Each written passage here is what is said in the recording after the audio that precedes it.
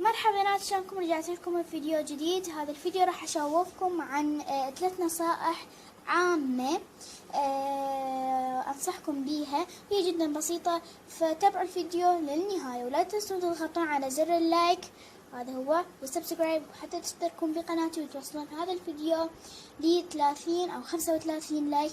فليتس جو. اول نصيحة انصحكم بيها، اذا عندكم اللاصق شريط اللاصق وما تقدرون تفتحوه، دائما تصير وياكم عندي الحل انه راح تاخذون شوية من اللاصق وراح شوية يعني نلزقه بنفسه اوكي. المهم مثل ما تشوفون الواضح بالفيديو، وهيك ما راح يلزق عندكم، وبكل سهولة راح تشيلوه وراح تلزقون اللي تريدوه.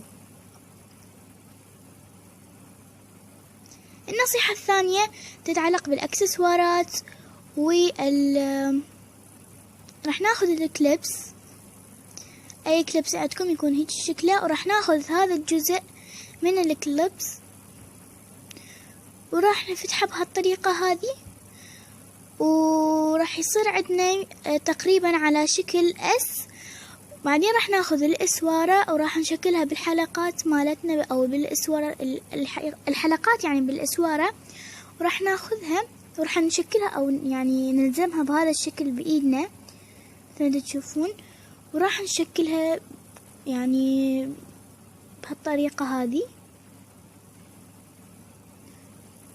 راح نشكلها هيجي وخلاص تشكل عندنا الاسوار بكل سهولة. مثل ما تشوفون كلش حلو صار.